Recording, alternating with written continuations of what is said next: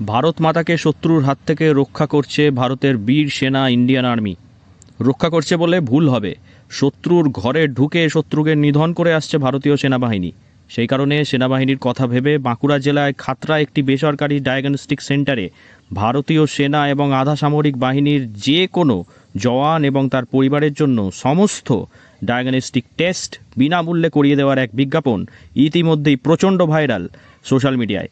এই অভূতপূর্ব বিজ্ঞাপনটি নজর কেড়েছে সামাজিক মাধ্যমে। ইন্ডিয়ান আর্মিকে সম্মান জানিয়ে এমন সিদ্ধান্ত নিয়েছে ডায়াগনস্টিক সেন্টার। সীমান্তে ডিউটি করছে বা এই যুদ্ধের সঙ্গে যুক্ত আছেন, তাহলে আমরা একজন মানে সচেতন নাগরিক এবং একজন দেশভক্ত মানুষ হিসাবে সেই সব সেনাদের পরিবারের পাশে দাঁড়ানোটা আমাদের নৈতিক কর্তব্য।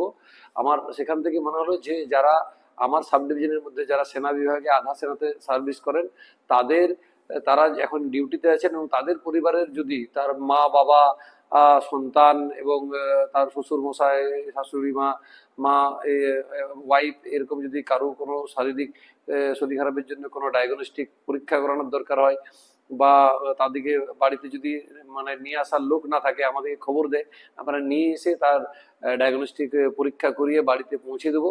এবং এটা এখন আমরা 15 দিনের জন্য শুরু করেছি। এই পরিস্থিতি যতক্ষণ না স্বাভাবিক হচ্ছে ততক্ষণ আমরা এই পরিষেবাটা চালিয়ে যাব। বেসরকারি ডায়াগনস্টিক সেন্টারের কর্ণধার শান্তনু সিংহ জানান, পেহেলগাঁও জঙ্গি হামলার পর ভারতীয় সেনার দুর্দান্ত জবাব অপারেশন সিন্দুর। ইতিমধ্যেই যে সেনা জওয়ানরা বাড়ি এসেছিলেন ছুটিতে তাদেরকে ডেকে পাঠানো হয়েছে। কেউ কেউ এসেছিলেন পরিবারের সদস্যদের চিকিৎসার জন্য, কেউ এসেছিলেন বাবা মায়ের চিকিৎসা করানোর জন্য কিংবা নিজের চিকিৎসার কারণে। তাদের কথা মাথায় রেখেই বাঁকুড়ার খাতড়া মহকুমার খাতড়া শহরের এই ডায়াগনস্টিক সেন্টারে বিনামূল্যে সব রকম পরীক্ষা করিয়ে দেওয়ার সিদ্ধান্ত সেনা জওয়ানদের জন্য।